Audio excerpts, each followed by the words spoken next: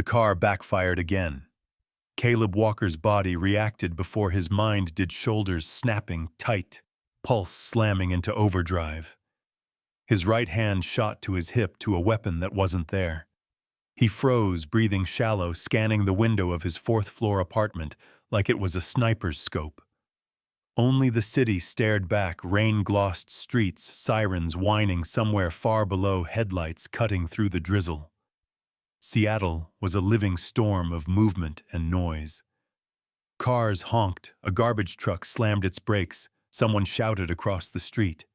Each sound came sharp and unfiltered like a shell burst. "Easy," he whispered to no one. But a low rumble answered him. Shadow, the German shepherd, sprawled at his feet, had lifted his head. The dog's amber eyes tracked him, calm but alert. Caleb exhaled slowly and dropped to one knee, pressing his forehead against the animal's neck. The dog's steady warmth was a lifeline in the noise. "I know, buddy," Caleb murmured. "City's just being the city." Shadow gave a quiet huff, the faint sound of trust. Caleb tried to relax, but the tremor wouldn't leave his hand. He stared at the faded scar running across his knuckles, the one that hadn't healed right since Afghanistan, and felt the ghost of sand under his fingernails, the echo of mortar fire rolling across desert air. He could almost hear the radio chatter again. "Ranger 1, move now. Repeat, move now." The sound of a police siren dragged him back. He blinked hard, the apartment coming back into focus. Everything here was small, too small. The walls pressed in the air, stale. A bottle of painkillers sat unopened on the kitchen counter beside a cold cup of coffee. The blinds stayed closed most days. Outside, someone laughed. Caleb flinched like it was a gunshot. The intercom buzzed. He wasn't expecting anyone. Shadow rose instantly, head tilted, muscles tense.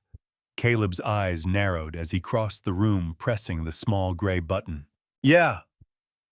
A crackled voice came through, "Courier for Walker." He hesitated, then buzzed the door. Moments later, a knock rattled through the thin wood. He opened it cautiously. A young man in a rain jacket held out a manila envelope. "From Whitaker and Sons Law Offices. You just need to sign here. Who's it from?" The courier shrugged. "Don't know, sir. Helena, Montana address." Caleb frowned but signed anyway. When the door closed, silence returned, dense and heavy. He tore the envelope open and pulled out a letter, its paper thick and formal. The first line made him stop breathing. "To Mr. Caleb Walker, great-nephew and sole heir of the estate of Harlan Walker." Harlan Walker. A name that belonged to someone else's lifetime. He read on. Harlan, his father's uncle, had passed away quietly in Montana 2 weeks earlier. There were no other living relatives close enough to claim his property, a tract of land with a cabin outbuildings, and something described as a former fire watch tower. Caleb blinked at the words, his mind turning them over. The only thing he remembered about Harlan was a Christmas visit when Caleb was 6. The man had been tall and quiet, with eyes that seemed to look through walls. He'd given Caleb a compass, real brass, old and worn, and said, "Every man needs to know what direction he's facing, even when the world tries to spin him around." That compass sat somewhere in a box, buried under years of things Caleb couldn't throw away. Now Harlan was dead, and somehow the man had left him an entire piece of Montana. By the time night fell, the rain had stopped, but the city felt louder. Caleb sat by the window, the letter spread out in front of him, untouched dinner on the counter. Shadow dozed nearby, but even asleep, his ears twitched at every passing sound. Caleb's gaze followed the flashing lights of an ambulance below. He could almost feel the vibrations in his chest. He didn't belong here. He'd told himself for years that he could adapt, that civilian life just needed time. But time had only stretched the distance between who he was and who he was supposed to become. Every honk, every shout, every slam of a car door made him flinch. His neighbors smiled politely, but never looked twice. At the VA group, they told him to meditate, breathe, journal. He'd tried. He really had. But peace wasn't something you could order into being. Not for men who'd seen what he had. He picked up the letter again, tracing the embossed seal of the law firm with his thumb. Montana. The word tasted clean in his head. Wide skies. Silence that wasn't empty but alive. For the first time in years, he felt something flicker inside him. Not joy. Not even hope. Purpose. Maybe that's what Harlan meant to give him, not land but a way out. He didn't sleep that night. Instead, he packed. Slowly, deliberately.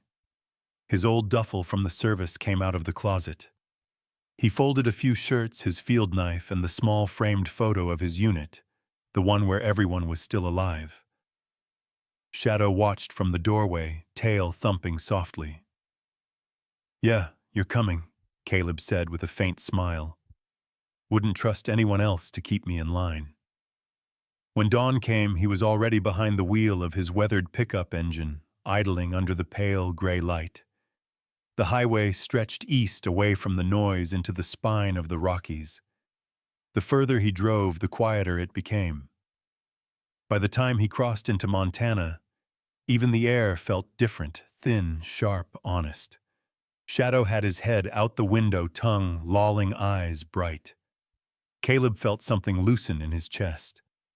It took him 2 days to reach Big Timber, a small town with a single stoplight, and a diner that looked like it hadn't changed since the 60s. The law office sat above a hardware store. When he pushed the door open, a brass bell jingled. Mr. Walker said a voice behind a desk. The man who rose to greet him was older, silver-haired, with a gentle professionalism. "I'm Whitaker. Thank you for coming all this way." Caleb nodded. "Guess I had the time." Mr. Whitaker smiled faintly and gestured to a chair. "Your great-uncle was an unusual man.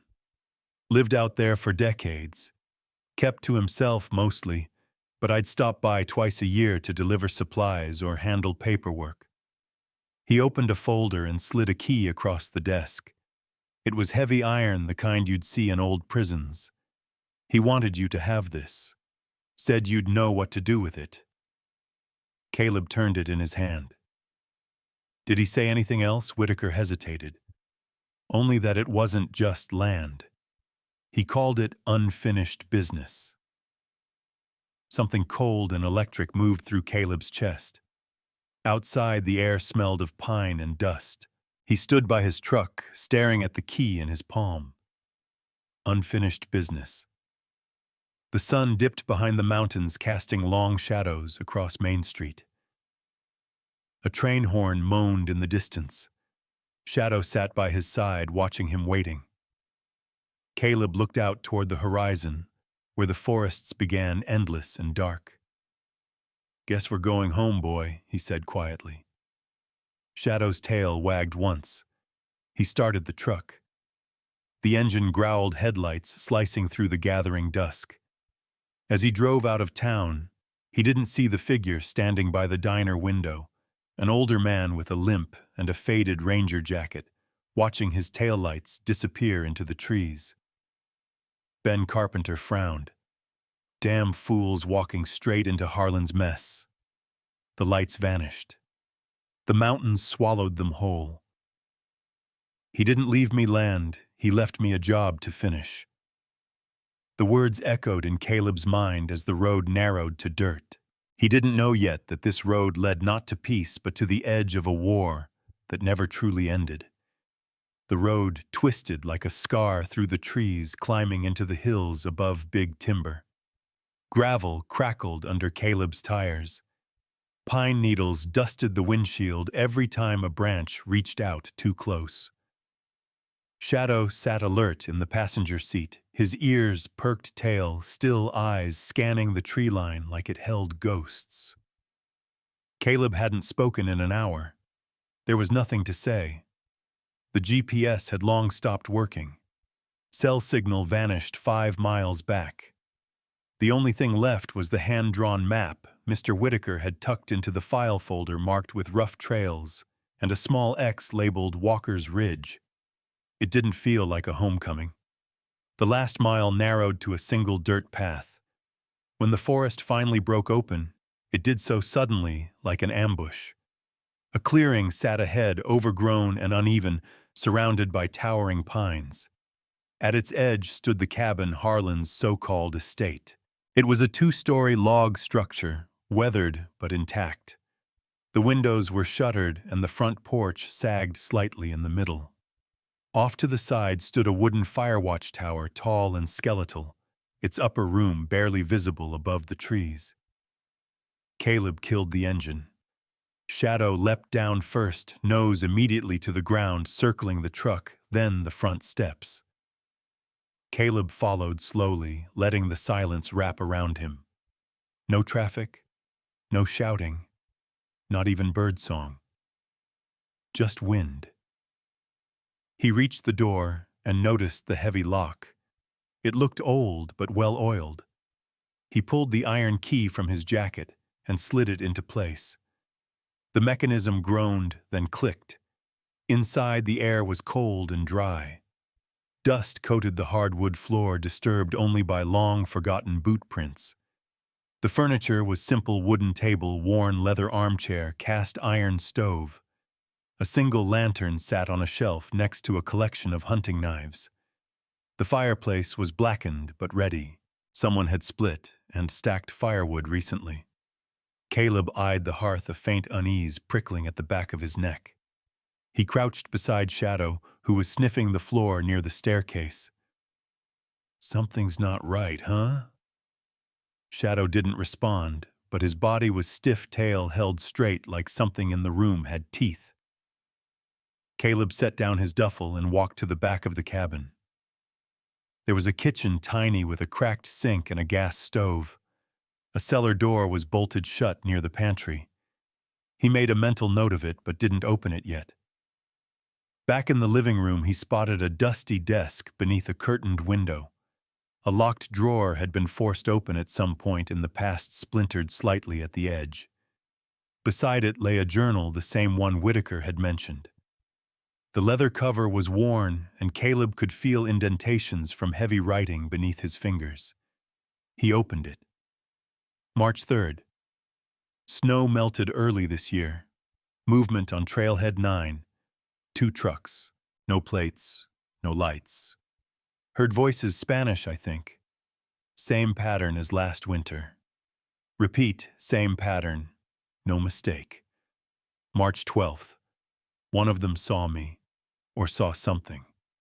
We're running out of time. If you're reading this, then I didn't make it.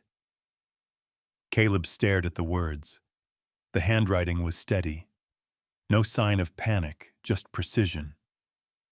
Harlan had been watching something, tracking movements, recording patterns. It wasn't a hunting journal. It was surveillance. He flipped through more pages. Sketches of forest trails, times of day, weather conditions, descriptions of vehicles. And then a name, Ben Carpenter. Radio Fix, Octa 21. Trusted. Ben, Caleb muttered. He knew. He closed the journal and stood glancing toward the tower visible through the side window. It loomed over the clearing like a sentinel. He stepped outside Shadow close behind and approached the watchtower. Its base creaked beneath his boots, but the structure held. The ladder ran straight up 30 feet to the lookout post. Caleb climbed hand over hand, muscle memory carrying him. At the top, he stepped into a square room with windows on all sides. Dust motes floated in shafts of late afternoon sunlight. A small cot sat in the corner. A spotting scope was bolted to the ledge, still pointed southeast. The space was tight, Spartan, but functional. Maps were tacked to the walls, and one corner held a battered locker locked with a simple keyhole. He turned slowly, taking in the full view. From here, the forest stretched in every direction, rolling hills, thick trees, ridgelines fading into horizon. A place like this didn't hide secrets easily, unless someone knew exactly how to bury them. He opened the window. Wind swept through, cool and sharp. For the first time in months, Caleb felt like he could breathe. "He didn't leave me land," he murmured, eyes scanning the tree line. "He left me a job to finish." Shadow barked once from below. Caleb leaned out. "Coming." He climbed down and re-entered the cabin just as the sun began to dip behind the trees. The inside had grown colder. He stoked the fireplace and struck a match. Flame caught with a soft whoosh, bathing the room in flickering orange. He sat on the floor, Shadow beside him, journal in hand. He reread the last page. "If you're reading this, then I didn't make it." Something heavy pressed into his chest. Not fear, not yet.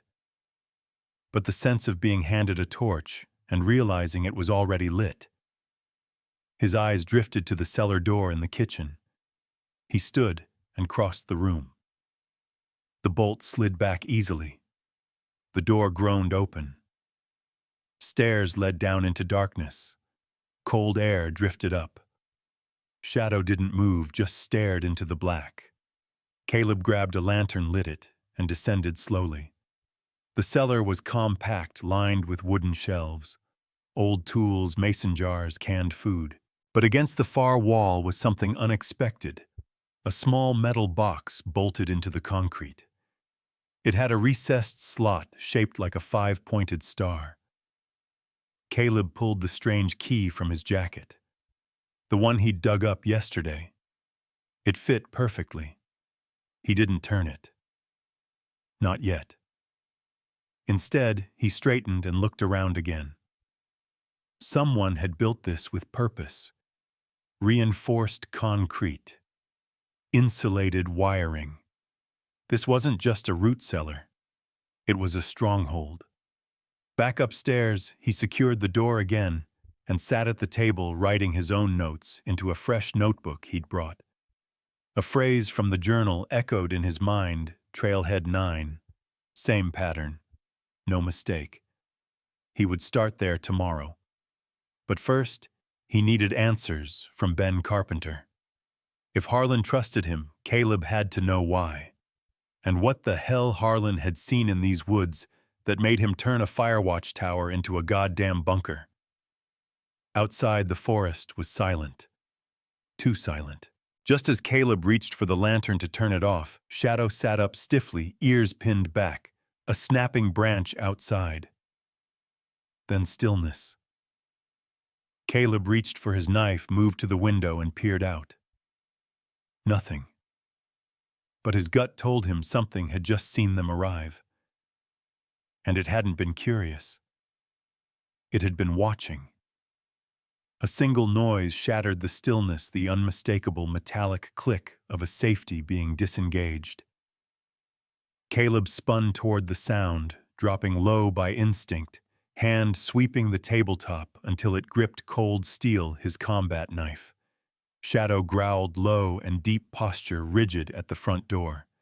He stayed frozen, listened. Nothing. The wind moved through the trees again, rattling the shutters, but no footsteps followed. No voices, no second shot. Shadow stayed poised, staring at the tree line through the window, like he could see something Caleb couldn't. After several long, quiet minutes, the dog's posture eased, but the tension in the room didn't. Caleb stepped to the window, pressed his shoulder against the wall, and scanned the clearing. The moon had risen high above the pines, casting silver streaks across the watchtower and cabin roof. The trees stood still. He waited another 10 minutes before easing the front door open. Cool night air hit him. He stepped outside, slowly sweeping the porch with his eyes. Nothing moved. Still, every nerve in his body told him the same thing. They had company. The next morning, Caleb didn't sleep in. He never did. By 6, the sun crept above the ridge, casting golden light across the cabin clearing. He was already outside, walking a slow perimeter with Shadow. They found it behind the generator shed, boot prints in the soft mud. Not his. Not old. Size 11, Caleb muttered, crouching over the tracks. Tactical sole. Not standard hiking boots. Shadow sniffed the prints, then lifted his nose to the air, ears twitching. Whoever it was, they'd gotten close, too close. And they hadn't meant to be seen. Not last night. Not yet. Inside, Caleb pored over Harlan's journal again. He circled the date that matched last year's late winter entry about movement along Trailhead 9. Then he flipped to the cellar key page. The 5-pointed star slot. The key still hadn't been turned. He made his decision. Lantern in hand, he went back to the cellar, Shadow at his side. The lock clicked when the key turned smooth, like it had been oiled recently. Inside the box, he found 2 items, a flash drive, a folded topographic map marked with hand-drawn red ink circles and notations, trailheads, timing, vehicle types. He scanned it, eyes catching on one red dot near the northern ridgeline. A label in rough pen, cargo transfer point. He folded the map and pocketed it, grabbed the flash drive, and went upstairs. No computer in the cabin, but maybe the watchtower. He climbed the stairs to the tower, each wooden step groaning faintly under his boots. The wind was stronger up here. The room smelled of dust and pine. He spotted it under the desk, a beat-up laptop screen, dark, but plugged into a solar battery cell. He opened it, hit the power. The screen flickered to life. No password required. A single folder labeled Night Files. He clicked it. Inside, dozens of logs, photos, videos, audio clips. The most recent file was labeled Final Entry, Harlan Walker. Caleb hesitated, then hit play. Harlan's voice came through, raspy, tired, but clear. If you're listening to this, you know. You see it too. They're using the old logging trails, night runs, no headlights, military structure. At first I thought it was just smugglers. But this, it's deeper, organized, protected. I've seen men carrying rifles with no markings, moving crates by hand, no serials. One truck had refrigeration. No clue what they were hauling. But whatever it is, they're serious about hiding it. I've sent this evidence to state and Fed contacts twice. Nothing. Either it never got through or someone's getting paid not to care. So here's what I know. Trailhead 9 is the main artery. It runs from West Forest cuts through old ranger territory, ends near a private fence line tied to a shell company. One of the locals knows more. Name's Ben Carpenter, ex-Signal Corps. He helped me rig the repeater station. I won't leave this place. Not until I finish the watch. But if I disappear, someone has to carry the line. If that's you, Caleb, thank you. I never had a son, but I watched you grow. You've got fire. Don't let it go out. Caleb leaned back. He hadn't spoken to Harlan since he was 10, and yet the man had watched from a distance. And now he was passing him a war that no one else seemed willing to fight. He spent the next hour combing through the files, grainy images of convoys in the woods, satellite photos of unregistered roads, audio clips with Spanish chatter tactical commands, a few faces blurred, masked, but clearly trained. One thing was certain: this wasn't random. It wasn't petty drug runners. It was structured, professional, and deliberate. He turned back to the physical space. The tower wasn't just a lookout. It was a tactical observation post.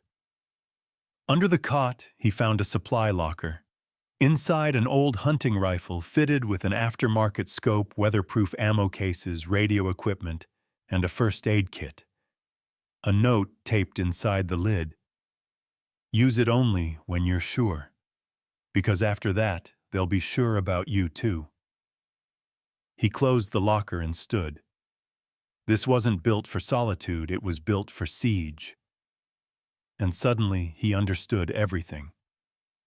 Later that afternoon, he mapped out the property edge and began checking the boundaries Harlan had marked. He found tripwires, small alarms, even a ground sensor near the creek.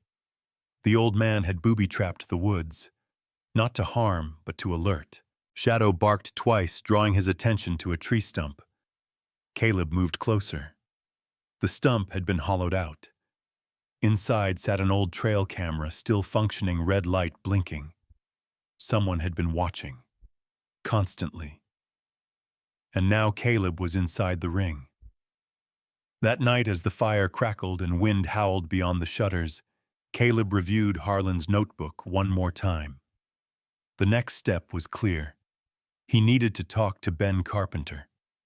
If Harlan trusted him with the repeater and mentioned him by name in the final entry, then Ben knew something more. He flipped open a page from his own notebook, wrote a single sentence: "Find Ben, ask about Trailhead 9. Outside, a branch snapped again. But this time, Caleb didn't flinch. He slung the rifle over his shoulder and walked to the window. The moon was full. The tower stood tall in the dark. And if someone was out there watching, he wanted them to know he was watching back. The sun was barely up when Caleb stepped out onto the porch, boots-laced rifle slung shadow tight at his side. Morning frost clung to the earth, and the trees stood like silent sentinels. The air held that sharp electric stillness, like the woods were waiting for something. He crouched by the generator shed, again studying the boot prints they'd found the day before. Overnight, they'd faded slightly, but not enough to forget. He traced them with his fingers, then stood and scanned the tree line. Nothing but pines and Shadow. "You saw them too, didn't you?" he muttered to Shadow. The dog gave a low huff and turned toward the far end of the clearing, toward the towering pine just east of the watchtower. Caleb followed. The base of the tree had a thick root system, gnarled and partially exposed like a skeletal hand pushing up from the earth. Something about it tugged at him. It wasn't the biggest tree around or the oldest, but it felt wrong, off. The soil near its roots looked disturbed recently.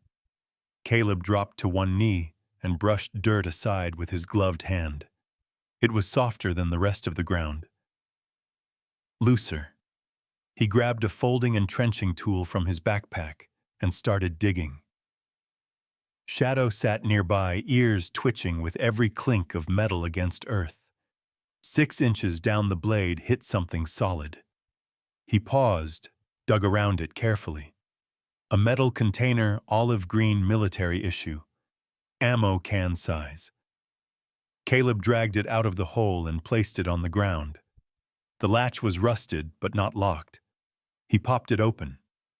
Inside, wrapped in oilcloth, was another brass disc similar to the one he'd found before, but this one had a different star pattern etched into its surface. Beneath it lay a folded envelope. He opened it slowly. A handwritten note in Harlan's sharp, deliberate script.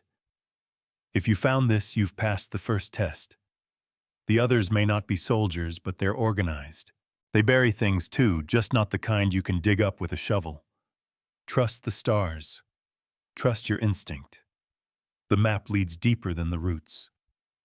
Caleb turned the brass disc over in his hands. This one had a small notch at the edge, almost like it was meant to be aligned with something. He looked back toward the watchtower. Back in the cabin, he cleaned the dirt off the disc and compared it to the first one. They were different constellations, but the notches lined up if rotated precisely. Together, they formed a complete circle with interlocking stars. He laid them over the trail map Harlan had left. And then he saw it. When the two discs were aligned and placed over the map's topographical lines, the notches pointed to one location, a hollowed valley northeast of Trailhead 9, unmarked on any official records. A secondary route, possibly a drop point, or something buried. He grabbed a pen and scrawled across the margin of the map, Root Valley. Search. Shadow barked once, short, urgent. Caleb turned. The dog stood at the edge of the porch, ears locked forward, hackles raised. Then came the sound, faint but unmistakable. A low hum, mechanical, fading quickly. Caleb sprinted to the tree line and crouched beside a cluster of ferns, scanning the ridge above the valley. A glint of metal, just for a second. Then it was gone. He whispered to Shadow Drone. The dog didn't move, just kept watching. Later that afternoon, Caleb drove down the mountain toward town. He kept off main roads, following Harlan's old paths. He needed a face, a voice, a living link to the past. He needed Ben Carpenter. The hardware store off Main Street still had the same faded signage and half-broken bell over the door. Inside, the smell of grease and sawdust hit him like a memory. An older man hunched over a bench, soldering something on a circuit board. Caleb stepped up slowly. "You Ben Carpenter?" The man didn't look up. "Depends who's asking. Name's Caleb Walker. Harlan was my great-uncle." That stopped him. Ben straightened, wiped his hands on a rag, and turned. Sharp eyes, stiff shoulders. Vietnam vet, probably. Or early Gulf, I'll be damned, he said. "You're the boy with the compass." Caleb raised an eyebrow. "You remember that?" Ben smirked. He never shut up about it. He gestured toward the back room. "Come on, can't talk out here." Inside, Ben poured 2 mugs of coffee and sat across from Caleb at a cluttered workbench. "So Ben said you're the one who got the tower." "I didn't ask for it," Caleb replied. "No one ever asks for a fight worth taking." They sat in silence for a beat. "I found the journals, the maps, the cameras," Caleb said. "He left a trail." Ben nodded slowly. Harlan started seeing the movement about 5 years back. He wasn't the only one, but he was the only one stubborn enough to log every single run. "You helped him set up the repeater system, built it from scratch. Solar rig, encrypted radio. We ran it through 3 nodes up the ridge. He could listen to anyone within 5 miles. Caleb leaned forward. "He mentions you by name. Said you could be trusted." "I'd trust Harlan with my life. And if he's gone, then someone else needs to know what's crawling through those woods." Ben stood and walked to a filing cabinet. He pulled out a folder and dropped it on the bench. Inside were black and white surveillance photos, maps, timestamps, and old radio intercepts. One note stood out. "They're not just moving drugs. Saw a coffin-sized container. Cooled. Guarded like hell."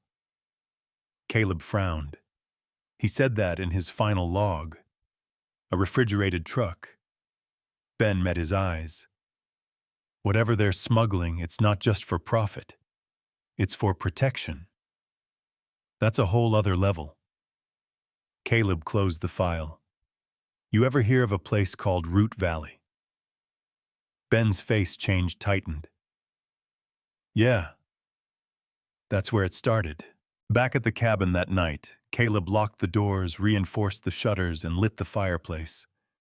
The woods outside were too quiet again. Shadow paced near the cellar, restless. Caleb pulled out the discs and map one more time. His finger tapped the star alignment. They pointed straight through Root Valley, right into the heart of whatever Harlan had found. He stood slowly, crossed to the window, and looked out at the silhouette of the watchtower. He remembered Harlan's words. "They bury things too, just not the kind you can dig up with a shovel." Then came the sound again. Not a hum this time. A snap from behind the cabin. Shadow growled. Caleb grabbed his rifle and stepped into the dark, senses sharp, blood electric. The line had been drawn, and tomorrow he was crossing into it.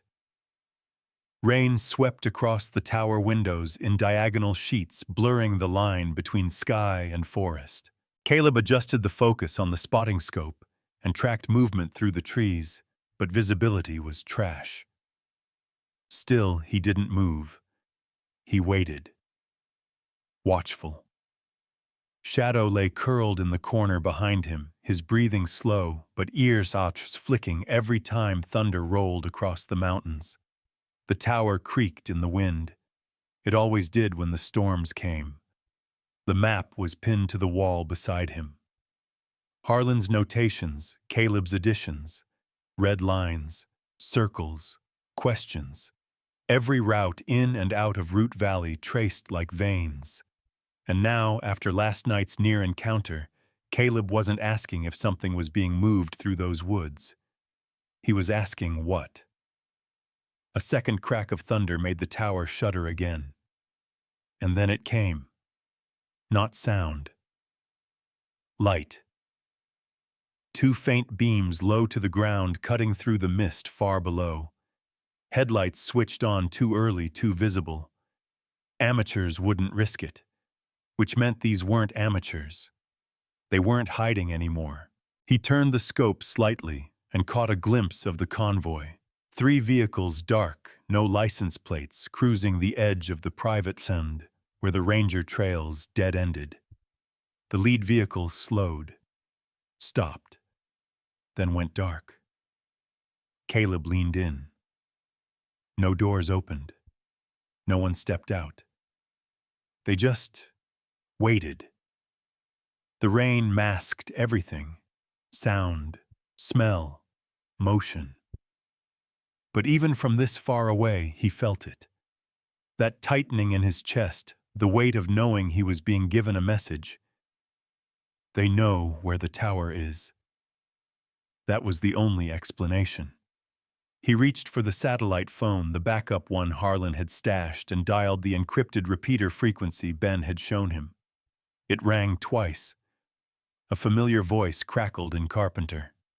Caleb didn't waste time. 3 vehicles, parked at the western edge of the ranger boundary. No lights now. Same formation Harlan documented last spring. You watching from the tower? Yeah. Ben cursed under his breath. Then they know. You've got 30 minutes tops before they send someone to test your defenses. Caleb looked around the narrow space. Reinforced windows. Bolted hatch. 2 firing positions. It was strong, but it wasn't a fortress. They'll come quiet first, Ben continued, to see if you're paying attention. If you let that slide, next time they'll bring fire. I'm ready. You're not, Ben said, but you better pretend to be. An hour later, the rain had stopped, but the wind still screamed through the pines. Caleb was downstairs, checking the perimeter. He'd rearmed the tripwire alarms Harlan had built into the forest, replaced the sensor batteries, and reset the solar beacon uplink to ping Ben's repeater station if anything crossed into the inner zone. The place wasn't just a cabin anymore. It was an outpost. The thought made him pause, staring up at the tower silhouetted against the gray sky. Harlan hadn't been paranoid. He'd been early. This whole place, it wasn't just for hiding. It was built to hold a line. Back inside, Caleb checked the cellar once more, making sure the latch was secured, then locked the inner bolt that sealed it from the main floor. He couldn't afford surprises. Not tonight. By dusk, he'd moved supplies up into the tower rations, extra mags, thermal scope, first aid, backup radio. Shadow followed him with quiet discipline, tail low eyes locked on every corner, like he sensed what was coming. At 8:47 p.m., the alarm by the North Ridge pinged. Just once. A faint click from the motion sensor. Caleb snapped the scope up to his eye and scanned the tree line. Nothing moved, but he knew better. They were testing the net. At 9:22, the western path triggered, then silence again. "Ghosting me," Caleb muttered. Then just after 10:00 p.m., he caught movement. Two figures dressed in black slipping between trees low to the ground. Slow, no light, no chatter. But he'd trained with these kinds of men. Hell, he'd been one of these men. "Let's see if you bleed like we do," he whispered. He reached into the locker under the cot and pulled out a flashbang. Waited. At 10:07 p.m., one figure breached the outer line just past the final tripwire. The small chime went off, barely audible. Just enough. Caleb popped the tower hatch, pulled the pin, and lobbed the flashbang into the clearing below. It detonated with a violent crack, the light blinding in the dark. Shadow barked, snarling. Below, the figure hit the ground, writhing. The second figure turned and vanished into the trees. Caleb didn't fire. That wasn't the point. The point was this tower isn't empty, and whoever's inside it is awake. He watched the downed man crawl back into the woods, dragging one leg. Minutes later, a vehicle engine started in the distance. By midnight, the forest was still again. He didn't sleep that night. Instead, he sat in the tower shadow, beside him, staring at the spot where the intruders had appeared. The truth burned clear now. They weren't scouting anymore. They were escalating, and there was no pretending anymore. He was in it, deep. The next morning, he made a call. Ben answered with a grunt. "You still breathing? One down." One ran. They tested the perimeter. Thought they might. "You ready for the next part?" Caleb stared at the map. Root Valley still sat like a red target, daring him. "They're not just moving supplies through there," he said. "They're guarding it, protecting something. I want to see it." Ben was quiet for a moment. "Then there's a secondary trail. Doesn't show up on Forest Service records. We used it back in the day for controlled burns. Leads straight into the valley. How soon can I hit it?" "After sunset. Less patrols. You'll need backup." Caleb looked at Shadow, then back at the map. "I've got it." Ben hesitated. "Don't go in blind, Caleb. Harlan nearly died in that canyon. Whatever they're hiding out there, it's not just money or product. It's a damn secret." "I don't care what it is," Caleb said. "I just care who's willing to kill to keep it buried." By the time dusk fell, Caleb had packed a single ruck MRE's night vision thermal scope rope and both star discs. The discs would matter, he was sure of it. They lined up too cleanly with Root Valley, too precisely with the burial sites Harlan had marked. Shadow sat at the base of the tower, watching as Caleb shouldered the ruck. "No turning back now," he muttered. The words felt heavier than they should have. Not just about tonight, but about who he was becoming again. Not a recluse, not a survivor, a soldier. Again. He looked back up at the tower once, just once, and whispered, "Harlan, if you're watching, the watch isn't over." And with that, and Shadow disappeared into the trees, heading for Root Valley. Military ops on civilian land. No insignia. Black site protocols. Biocontrol labels. Caleb stared at her, tension wired into his shoulders. What are they keeping out here? Riley looked back toward the shadowy buildings below. More like, what are they preparing for? The wind shifted, and with it came the faintest hum, low and rhythmic pulsing, beneath the forest's silence. It didn't sound mechanical. It sounded alive. Caleb's voice dropped. "We need to move." Riley nodded. "Follow me. There's an overlook up the ridge. You can see everything from there. They moved fast, tight and silent shadow, falling into step without a sound. The trail Riley led them through wound behind rock outcroppings and old game trails, routes clearly chosen for concealment. At the overlook, they crouched behind a downed tree. The full view of the compound opened below. From this angle, Caleb saw more ventilation ducts in the ground hidden beneath camo netting. At least 5 different entry points, more guards rotating through their patrols. And near the main structure, a metal hatch embedded in the earth wide enough for a vehicle.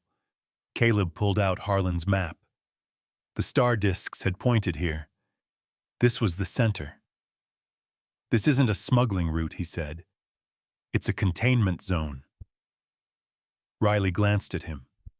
Then the question is, what are they trying to contain? He tapped the map.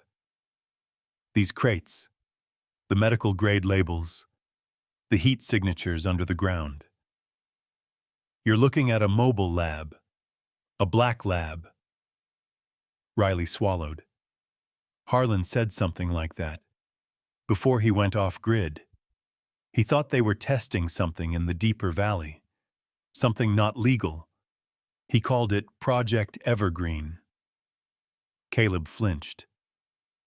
That was in the files I found in the cellar. Riley raised her eyebrows. Then it's real. They watched in silence for another minute. Then a deep mechanical groan echoed across the trees. The ground hatch opened. A truck emerged, boxy dark green with 2 rear vents steaming into the air. Shadow growled low.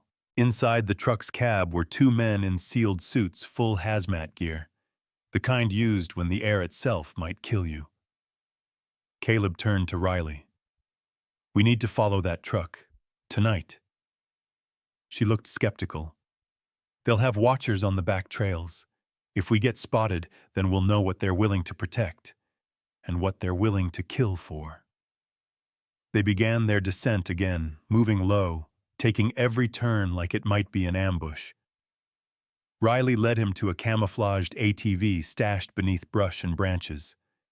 She handed him a helmet. You trust me that fast? Caleb asked. I trust what Harlan saw in you. That's good enough for now. As they tailed the truck, the road dipped toward a narrow pass, one Harlan had marked with a red X and a single word, burial. The headlights ahead vanished into a rock wall. No turn, no brake lights, just gone. Caleb slammed the ATV to a stop and cut the engine. He and Riley moved on foot the last 100 yards.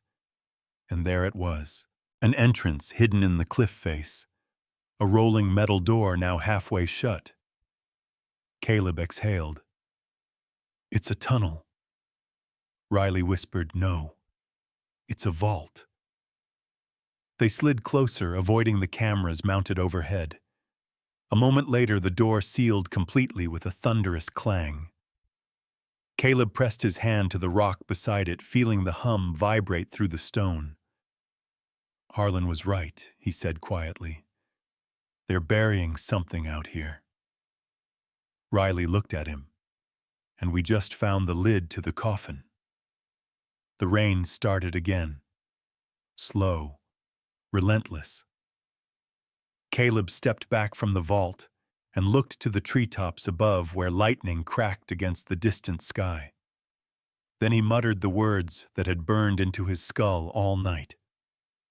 Whatever they're hiding, it's not meant to stay buried. They made camp miles away, deep inside a hollow near a stream.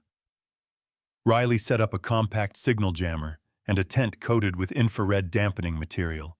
She'd clearly done this before. As they sat near a flameless heater, Caleb turned toward her. Tomorrow we go in. Riley looked up sharply. You serious?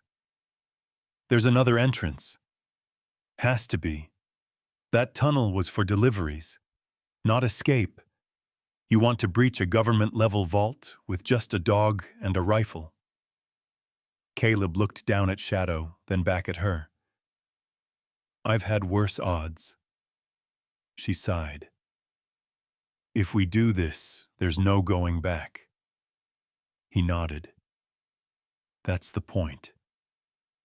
Riley leaned back. Then tomorrow we find the back door. The heater glowed faintly, the only warmth in a forest full of secrets. And outside, not far beyond the stream, two blinking red lights watched them from the trees, motion sensors silently triggered, silently reporting. Their presence was no longer a secret. The first light of dawn cracked across the treetops like a silent detonation, casting golden beams through the mist and igniting every dewdrop like fire. Caleb crouched by the stream, scrubbing the sleep from his eyes, as Shadow lapped at the water beside him. Riley was already awake, packing up their camp in precise, practiced motions.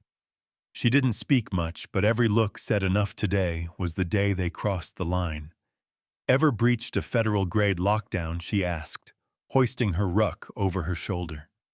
Caleb tightened the straps on his chest rig. Nope. But I've taken out a warlord's bunker with 3 pounds of C4 and a spoon. Riley cracked a grin. Comforting. They moved fast, doubling back toward the valley where the vault door had sealed itself the night before. But this time they didn't approach the front. Instead, they followed Harlan's final map overlay, a rough, almost forgotten trail that twisted behind the cliffs. Caleb had studied the topography for hours and found a strange hollow beneath the main tunnel. It wasn't marked on any modern surveys, just a faint depression. Harlan had labeled it Echo Chamber. They followed the ridge line and dipped into the hollow, each step soaked in tension. The air changed colder, heavier. Shadow's tail stiffened, and he kept close to Caleb's leg. After 20 minutes, they found it. A stone outcropping shaped like a half-buried door. Part of it had collapsed under brush and rockslide, but a crack in the base revealed something man-made, a reinforced concrete wall. Caleb knelt and ran his fingers along a seam. There. Riley cleared debris as he pulled out a crowbar from his pack. Within minutes, they'd exposed a metal panel bolted tight. No handle, no lock, just a small circular recess the size of a silver dollar. Caleb reached into his bag and pulled out the star discs. He fit the first disc into the slot. It clicked, rotated on its own axis. He pressed the second one against it, stars aligning. Then came a low hum, a pulse beneath their feet, and the wall slid open. The air that came out was stale metallic, not rotten, preserved. Too preserved. Caleb turned to Riley. Last chance to run. She looked at him. Too late for that soldier boy. They entered. The corridor door stretched forward, a concrete artery with walls lined in white tile. No lights at first. Just silence. The kind that felt too perfect to be natural. Then a motion sensor kicked on. Fluorescent lights buzzed overhead. Caleb gritted his teeth. Somebody wants us to see this. Riley drew her sidearm, or they already know we're here. They moved slowly, clearing corners, checking doors. Most were sealed, but one stood ajar at the end of the hall, its hinges rusted the floor beyond, littered with debris. Inside was what looked like a control room. Monitors long dead, a desk with faded binders, and a body. A skeleton slumped in the corner, still wearing the remnants of a hazmat suit. Caleb knelt beside it. No ID, no markings. Riley pointed to the wall above it. Words scratched in with something sharp. We couldn't contain it. Her voice dropped to a whisper. What the hell did they try to hold in here? Caleb stood and opened one of the binders. Inside were logs dated nearly 20 years back. Medical records, lab samples, exposure protocols, and one name repeated again and again, Project Evergreen. Riley scanned the page. Level 4 biohazard. Human neurological responses. Accelerated aggression. Cortical regression. Caleb's brow furrowed. They weren't storing a virus. They were testing it. He turned to the next page. A photo blurry but unmistakable. A man strapped to a gurney, eyes wild, skin mottled, his mouth open in a silent scream. This is why Harlan left the service, Caleb said. He saw this, maybe even helped bury it. Riley's jaw clenched. And now someone's digging it back up. A screech of static broke the silence. The speakers in the control room crackled to life. A voice, faint male, distorted. "Turn around. You don't know what you're waking up." Caleb and Riley froze. Another screech. "You've already opened the lock. Don't open the vault." Then silence. Riley stepped back. Someone's monitoring this place, maybe remotely. "No," Caleb said slowly. That voice wasn't live. It was a recording, a trigger for what shadow suddenly barked loud, sharp. He was staring at the wall behind them. It vibrated. Then a siren wailed. Red lights flashed overhead. A steel door slammed shut behind them. Caleb swore. We tripped containment. The floor beneath them rumbled. Vents opened, releasing white vapor. Riley covered her face. "Gas." Caleb grabbed her wrist and yanked her toward a side corridor. Shadow darted ahead, guiding them through a secondary tunnel that forked off the main. They sprinted, boots hammering concrete, hearts racing. They burst through another hatch into a chamber, this one full of sealed lockers and refrigerated cases. In the center of the room stood a containment pod, glass reinforced, sealed with 4 latches. Inside it floated a figure. Human. Still, but visibly altered. Veins blackened. Skin pale green. Tubes running through its chest. Caleb stared in horror. They didn't destroy it. Riley's face had gone pale. They preserved it. Waiting for something. A digital display above the pod blinked in red status stable. Time remaining 72. She stepped closer. 72 hours, Caleb checked the console. It's a timer, a countdown. They've activated the cycle. He looked at her. This isn't just a vault. It's an incubator. Riley whispered, "They're planning to move it, to release it." The implication hit them both like a slap. Project Evergreen wasn't abandoned. It was on schedule. Caleb reached into his bag and pulled out the flash drive he'd taken from Harlan's cellar. He inserted it into the console. Files began to decrypt. Access logs, locations, names. One stood out: Langston Croft. Riley stiffened. "Croft, he's a senator. Defense Committee." Caleb's voice turned to ice. "Then this goes higher than we thought." From above, a clanking sound echoed through the shaft. They weren't alone. "We have to blow this place," Caleb said. Riley nodded. "But first we get everything we can off this drive." Outside, the red lights kept spinning, and somewhere in the dark, the countdown kept ticking. "Got it. Here's Chapter 8, written directly in this chat, as requested." Alarms shrieked through the underground vault, slicing through the air like a blade. Caleb ripped the flash drive from the console just as the countdown on the pod's terminal ticked to 71:54:03. He didn't need to see the rest. The files were already burned into his brain. He turned to Riley, his voice low but shaking with urgency. "It's not a virus in the blood. The blood is the enemy." Riley blinked, stunned. "What does that even mean?" He held up the flash drive. They weren't trying to cure anything. Evergreen rewired immune systems stripped away the parts of the brain that process empathy, fear, even pain. It's not just biological warfare. It's psychological annihilation. They were designing survivors, soldiers without limits. Her face paled. You mean monsters? Caleb nodded grimly. The kind you don't bring back from deployment. From somewhere deeper in the vault, a metallic groan echoed. Shadow growled, muscles coiling like a spring.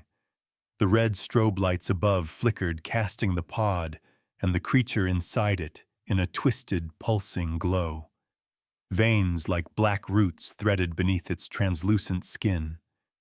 Its mouth twitched. It's waking up, Riley said, taking a slow step back. Caleb was already moving. Then we're sealing it in. They bolted out of the containment room. Caleb slapped a remote detonator against the threshold, arming the first charge. They had maybe 10 minutes to set the rest and get the hell out. Riley handed him the rest of the demolition bricks as they ran. You really think we can bury this whole place? No, he said. But we can. We can collapse the vault and lock the door behind us. Shadow led them down a side corridor Caleb had clocked earlier, a utility access tunnel built during the original construction. As they moved, they passed another door. Open. Inside, rows of cryo-freezers, half of them empty. Damn, Riley muttered. They already moved specimens. But not all of them, Caleb said. He slapped another charge near the entrance. They reached the stairwell that led up to the auxiliary hatch, the one they'd originally found. Just as they reached it, voices echoed above. Boot falls. Orders. They're here, Riley hissed. Cleanup crew. Caleb placed the final charge at the base of the stairs, then tapped his watch. 4 minutes. Too tight. No choice. Gunfire erupted at the far end of the corridor. Caleb turned, fired twice. One of the black-suited soldiers dropped, face obscured behind a mirrored mask. Shadow leapt into action, barreling down the hallway, knocking the second soldier into a wall. Caleb grabbed Riley's arm. Move! They scrambled up the stairs. Shadow bounded past them, panting hard. At the surface, the forest greeted them like a breath of oxygen. Cold air, damp with morning dew, filled Caleb's lungs as they broke through the hatch and into the underbrush. The mountain groaned behind them. Caleb hit the detonator. The explosion wasn't cinematic, it was guttural, deep and final. The ground lurched. Trees swayed. A plume of smoke and dust belched from the entrance like the earth itself had choked. Then silence. They lay still in the underbrush, breathing hard. The forest began to reset around them. Birds resumed their song. Somewhere in the distance, a coyote howled. Caleb slowly sat up, checked the flash drive in his pocket. Still good. Riley rolled over, coughing. We buried it. But for how long? Caleb looked at her. Long enough for us to use what's on here. Back at the tower, they uploaded the contents of the drive to Harlan's secure terminal. It was worse than Caleb imagined. Experiment logs spanning 20 years, test subjects listed by ID numbers and blood types, psychological assessments, military correspondences, most with one signature. Langston Croft. The final file was dated just 2 weeks ago. A shipment manifest. Destination, Langston, Virginia. Riley leaned over Caleb's shoulder. That's not far from a classified facility near the Blue Ridge. Military research under a civilian front. We used to call it the Hollow. Caleb's eyes locked on the screen.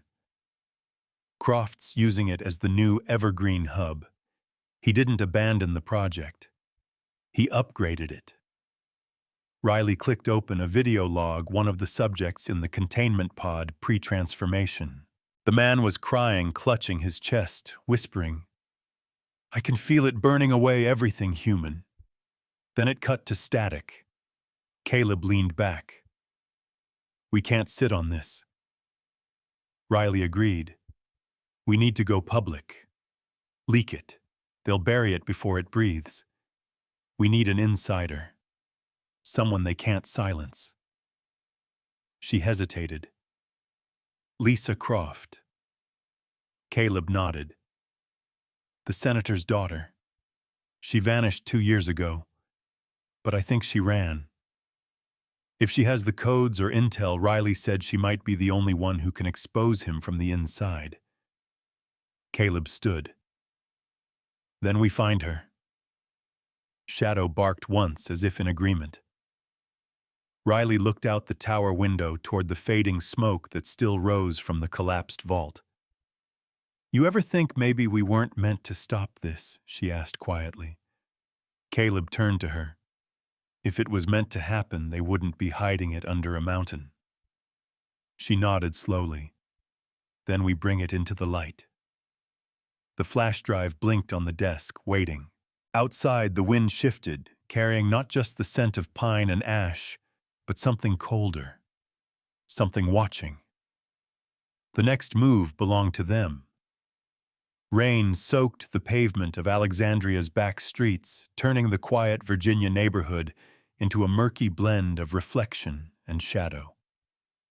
Caleb sat behind the wheel of a battered Jeep Cherokee parked 2 blocks from a crumbling brownstone. The headlights were off. Engine killed. Only the rhythmic patter of water on the roof and the occasional hiss of tires on distant roads broke the silence. Riley sat beside him, sipping cold coffee from a metal thermos. Shadow lay in the back seat, alert but calm. They'd been waiting for nearly an hour. Finally, the porch light on the brownstone flickered twice, then once more. A signal. Caleb whispered, "She's in." Riley slid a photo out of her pocket, Lisa Croft taken 3 years earlier at a conference on bioethics. Auburn hair, sharp jawline, confident stance. A ghost now. "She really lived here?" Riley asked. Caleb nodded. "Off the grid for over 2 years. Burned her own records. Fake name on the lease. If Harlan hadn't embedded that reference to Croft's flame in his notes, we wouldn't have found her. She's smart. She had to be. Her father has a kill list for loose ends." They moved quickly, hoods up, avoiding the glow of streetlights. The front door of the brownstone creaked open as they reached it, revealing a woman holding a pistol, arms steady, eyes sharper than the photo suggested. "You're late," she said. Caleb raised his hand slightly. "I was never good at punctuality." Lisa motioned them inside. The living room was small and sparsely furnished. No electronics, just books, maps, and piles of handwritten notes. The curtains were thick. The air smelled like coffee and old fear. Shadow trotted in and immediately settled in a corner watching Lisa. She raised an eyebrow. "He doesn't bark." "Only when it matters," Caleb said. "We need to talk." Lisa shut the door and locked 3 separate bolts. "Talk fast." Caleb slid the flash drive across the table. This was pulled from a containment vault in Montana. It has logs, signatures, videos. Evergreens alive. Lisa didn't touch it. She stared at it like it might explode. "I know," she whispered. "Or at least, I feared it. My father never shut it down. He just restructured. I tried to leak the files I had, but nobody believed me. Then someone tried to kill me in New Mexico. I disappeared after that." Riley stepped forward. "Why didn't you go public again?" Lisa looked her dead in the eye. "Because this isn't a story that lives on paper. It spreads in blood. And anyone who gets too close gets marked." She finally picked up the drive and plugged it into her laptop, which ran on a battery not connected to any Wi-Fi. As she browsed the decrypted folders, her face paled. Jesus. He escalated the project. They made subjects more responsive to trauma triggers. And, oh my God, they're preparing a release under the code name Crossborn. Caleb leaned in. We need proof. Something we can use to make it undeniable. Something they can't bury. Lisa tapped a folder. There's an audio file here. A meeting between my father and someone from the defense subcommittee. They talk about a test site live exposure simulations and political immunity. She played it. The recording was grainy, but the voice was unmistakable. Langston Croft. We'll initiate Crossborn at the Langston facility under quarantine pretense. The neuroaggressors activate within 48 hours. Containment is unnecessary if compliance is manufactured. Caleb's blood chilled. Compliance. They're going to let it spread, then sell the cure. Lisa nodded. That's always been the plan. Control the disease, control the solution. Control the world. Riley clenched her jaw. He's not just a corrupt politician. He's playing God. Worse, Lisa said, standing. He's playing chess. And we're just the pawns. The power suddenly blinked once, then died. Darkness filled the room.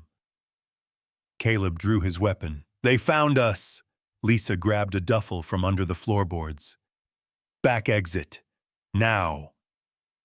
Shadow barked one short alarm. Footsteps on the porch.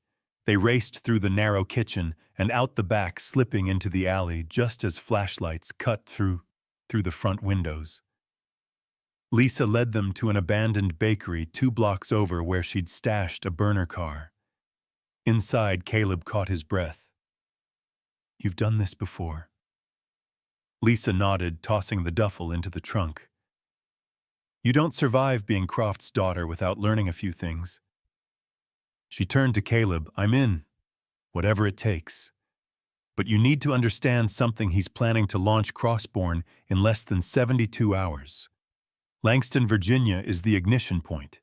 If we don't stop it before then, everything burns. Caleb looked out into the night. The rain had stopped, but the clouds overhead were still heavy, waiting. How do we get in? He asked. Lisa looked toward the mountains beyond the city. There's a tunnel system beneath the university lab. He doesn't know I helped design it. Riley checked her gear. Then that's our shot. Caleb turned to Lisa. If we fail, we won't, she cut in. Because I know where his files are. I know how to access the fail-safe protocols. And I know how to destroy the program from the root. Her voice was steady, but her hands trembled slightly. Caleb nodded. Then let's finish what Harlan started. Shadow growled softly, an instinctive warning. Sirens wailed in the distance. They were out of time. Lisa slid behind the wheel, Riley jumped in beside her, and Caleb took the rear seat rifle across his lap. As the car pulled away from the curb, Lisa whispered the words she hadn't dared say out loud for years. If you want to kill the disease, you have to cut out the bloodline. The tires screeched into the night. Thunder cracked over Langston, Virginia, as the first signs of dawn bled into the stormy skyline. The lab complex lay nestled behind the university's northern perimeter, camouflaged by academic buildings and heavy security posing as student patrol. But beneath it all was the real heart of the operation, a facility hidden under 5 floors of concrete and redacted history. Caleb, Riley, Lisa, and Shadow crouched in the tree line beyond the eastern service lot. From here, they had eyes on the unmarked maintenance building, a squat concrete box with a single metal door and 2 cameras. Lisa whispered, "There's a ventilation tunnel behind that unit. Leads into sub-level 2. I helped design the original architecture before they locked it down. It'll bypass external scanners, but once we're inside..." We're on our own, Caleb finished. Lisa nodded. Riley adjusted her comms earpiece. And we've got, less than 48 hours before they release Crossborn. Lisa checked her burner phone. 43 hours. Give or take. Caleb checked his rifle. Then let's make this count. They waited for the patrol to cycle past. When the guards disappeared around the far corner, they moved swift and silent. Shadow darted ahead, nose low, ears alert. Lisa pried open the vent cover using a modified security key and slid inside first, followed by Caleb, Riley, and finally Shadow. The air inside was hot and metallic. Every sound echoed boots on steel gear brushing concrete. Caleb's instincts screamed from the moment he entered. Something about the facility felt wrong, too quiet. Sub-level 2 opened into a maintenance corridor lined with sealed storage bays. Lights flickered overhead in a dull amber haze. Lisa led them down the hall, pausing at a biometric scanner. She turned to Caleb. "This'll trigger once I override it. We'll have maybe 3 minutes before it pings the main server." He nodded. "Do it." She hacked the panel with steady fingers. The lock hissed. The door slid open with a heavy groan, revealing a narrow lab filled with dormant terminals and sealed containment lockers. Monitors displayed chemical breakdowns, patient vitals, and one pulsing red word, armed. Riley moved to the nearest console.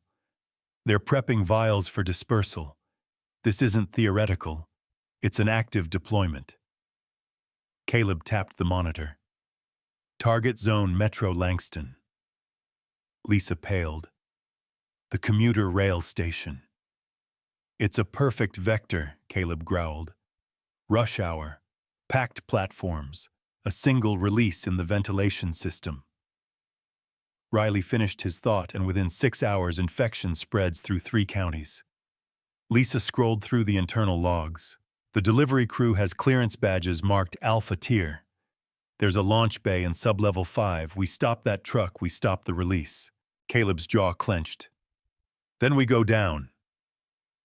But just as he turned toward the corridor, a klaxon screamed through the building. Unauthorized access detected. Sub-level 2, hallway 14. Riley muttered, "Damn it, scanner picked us up early." Lights switched to red. Steel doors slammed shut on either side of the lab. "We're boxed in," Caleb snapped. "Plan B." Lisa pointed to a narrow auxiliary shaft near the floor. "Emergency evac route. Head straight to sub-level 4. Shadow whined, once worried but alert. They scrambled through the hatch, just as security boots echoed down the outer hallway. Inside the shaft, the air grew colder. Pipes dripped condensation. Everything smelled sterile and wrong. When they emerged on sub-level 4, it was like stepping into another world. The walls were white, almost glowing, and each corridor was lined with reinforced glass. Behind those windows, test rooms, subjects in containment. Most were empty, but not all. One held a man, arms strapped IVs in both veins. His eyes darted wildly, his body trembling. Another cell housed a young woman who looked barely conscious, her skin pale, lips dry. Lisa's breath hitched. "These are human trials." Riley's voice was cold steel. "They're already testing Crossborn." Caleb stopped in front of a cell where a child no older than 10 sat on the floor drawing spirals on the wall in his own blood. "We end this," he whispered. They followed a service map to an elevator marked Logistics Control. A quick override, and they descended into sub-level 5. As the doors opened, the full scale of the operation revealed itself. Dozens of vials neatly packed in shockproof cases sat on mobile carts. 2 trucks were being loaded by men in hazmat suits. Digital displays blinked the final clearance codes. Lisa turned to them. "That truck leaves in 20 minutes. Caleb scanned the bay. "We take the core systems offline." No security feed, no lockdown. Riley, you get to the mainframe. Lisa and I will handle the trucks. Riley nodded and peeled off down a side corridor. Lisa and Caleb moved quickly, ducking behind pallets and crates sticking to the shadows. Shadow flanked them, deadly quiet. They reached the first truck. Caleb whispered, "You disable. I distract." He moved around the corner and stepped into the open. "Hey, you boys always skip lunch breaks, or is this some sort of hazmat diet?" The guards raised their weapons, but not before Lisa cut the power line to the ignition. Alarms rang out. Chaos exploded. Riley's voice came through comm systems offline in 1098. Gunfire erupted. Caleb dove for cover as Lisa pulled him back. Shadow tackled one of the guards.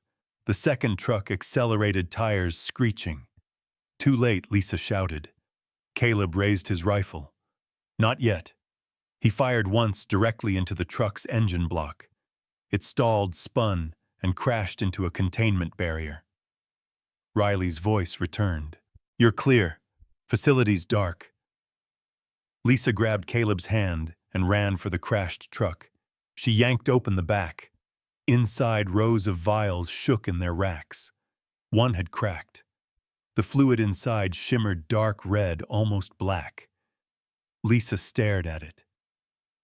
This is what he's willing to kill for. This is what he's willing to unleash.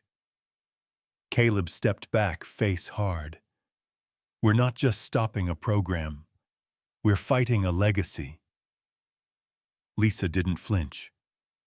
Then we burn the bloodline. The explosion beneath Langston was a buried scream, a muffled roar that belched smoke into the early morning sky, but barely stirred the sleepy town above.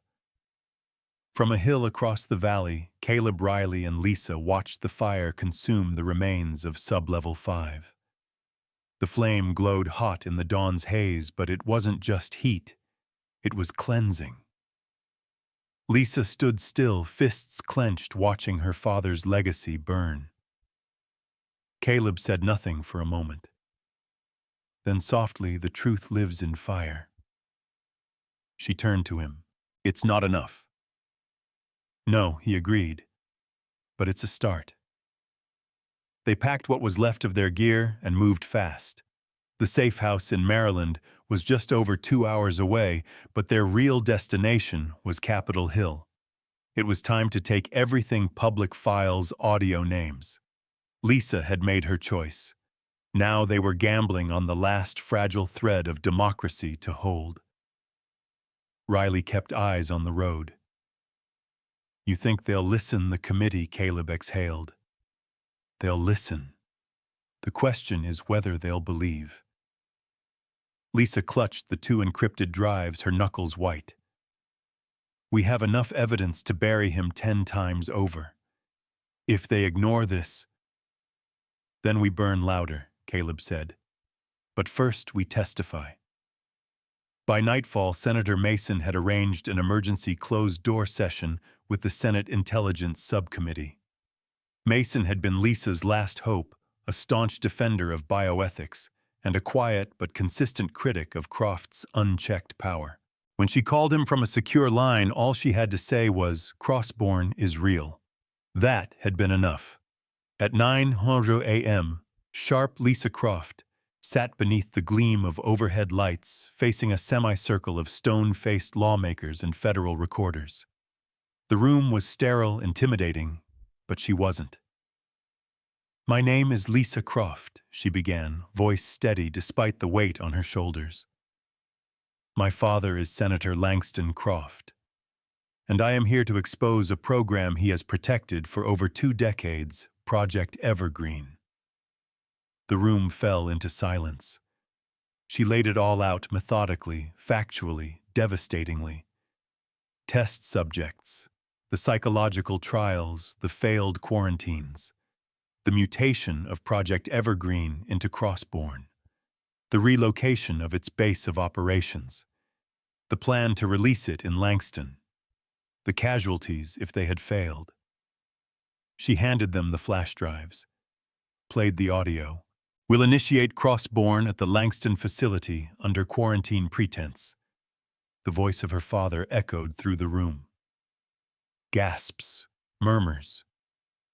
Riley and Caleb sat in the back row watching it all unfold.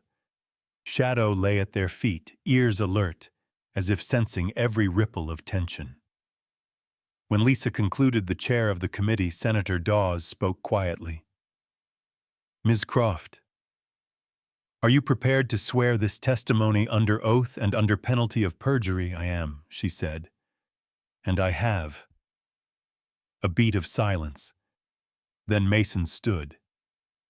The evidence provided is overwhelming, and the implications are catastrophic. I move that we open a federal tribunal into the Crossborn program and all individuals involved. The vote was unanimous. Senator Dawes added, effective immediately, Senator Langston Croft is placed under federal review and relieved of all active committee responsibilities. Lisa's face remained unreadable, but in her eyes something shifted. A burden lifted slightly. That night, she sat alone on the steps of the Capitol, staring up at the glowing dome. The same place her father had once stood to announce sweeping defense bills to justify classified budgets to shield atrocities in the name of security. Caleb approached with 2 coffees and sat beside her. You lit the fire, he said, and the world saw it. She took the cup. He'll still have people, quiet allies, black budgets. If this doesn't hold, he interrupted her. Then we go again. She looked at him. I never wanted to be a symbol. You're not, he replied. You're a witness, a warning, and that's more powerful than any title. They sat in silence. Behind them, Riley emerged from the building. We've got movement. Lisa turned. What kind? Riley handed over a secure tablet. On the screen was a live intel report, multiple confirmed disappearances of key Evergreen operatives. One had faked his death. Another had crossed into Mexico. A third was last seen boarding a private jet in Zurich. They're scattering, Riley said. Cleaning house. Lisa narrowed her eyes. No. They're preparing for something bigger. Caleb looked at the report again. At the bottom, a digital flag blinked. Unknown signal origin Watchtower. He froze. I thought that site was destroyed. It was, Lisa said. Riley leaned in. Not according to this. Someone's sending encrypted signals from what's left of it. Look. The screen displayed a decoded phrase. Level 7, Protocol Initiate Failsafe. Lisa stood. There's another layer.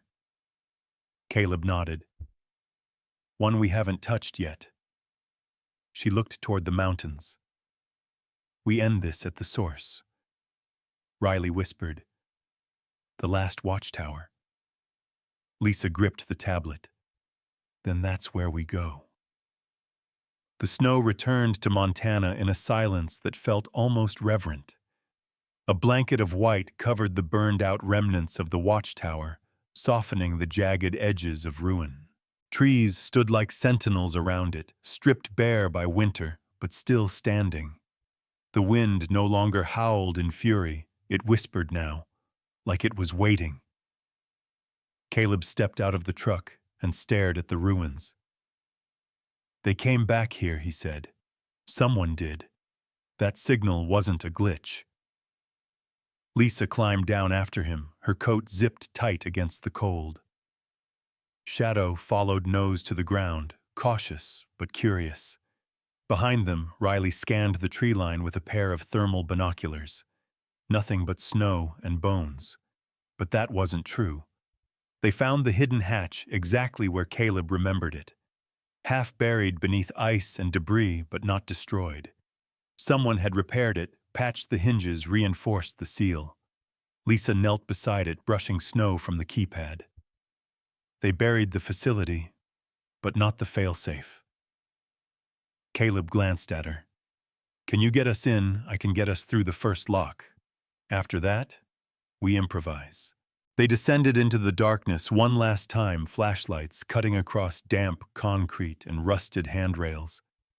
The air smelled like metal and something older, something wrong. At the bottom, a single hallway remained lit. The door at the end bore a new sign, Level 7, Reclamation Unit. Riley murmured. They were planning to restart it from scratch, somewhere off-grid, quiet, contained. Lisa nodded. Burn the surface, hide the root. That's how they've survived this long. Inside the chamber was different from the others, smaller, cleaner. No vials, no guards, just a chair, a terminal, and a single subject hooked to a life support unit.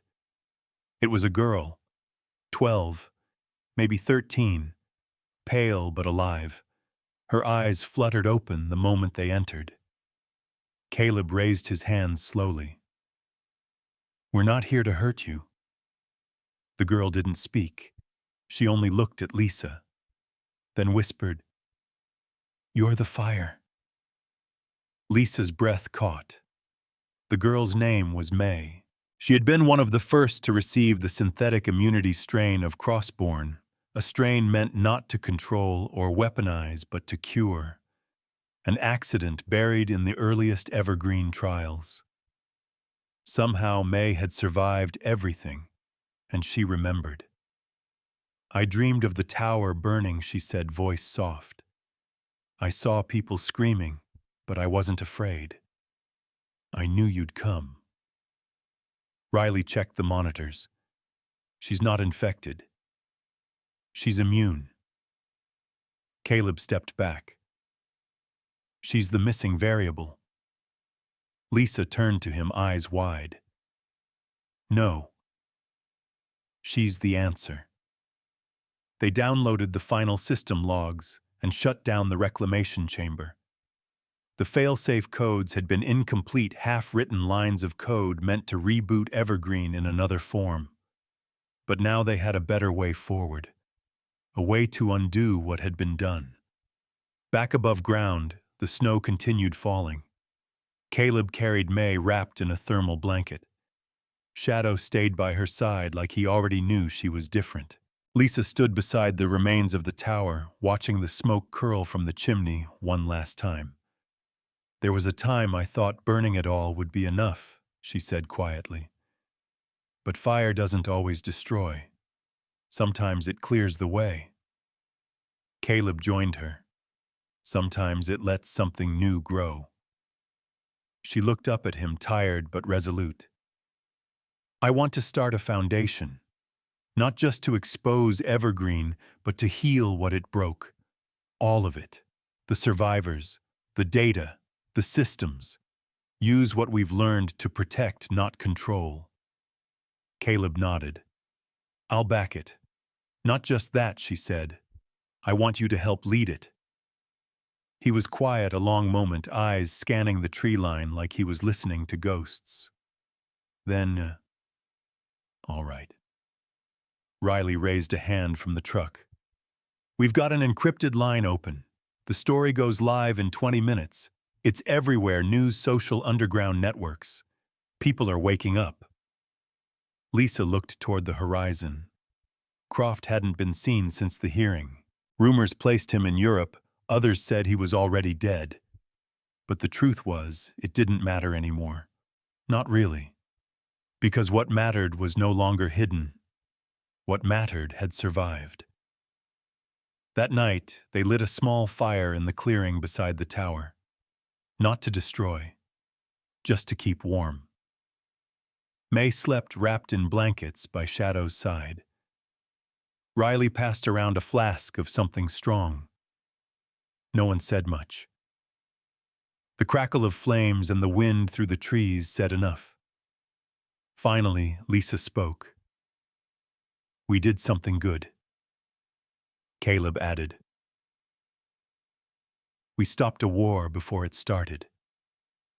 Riley smiled faintly. and gave the world a choice instead of a cage. Lisa looked at the stars overhead, then at the ashes around them. "No more bloodlines," she said. "Only legacy." The wind blew a little stronger, scattering the last of the snow across the burned wood and broken stone. And somewhere deep beneath it all, something began to grow.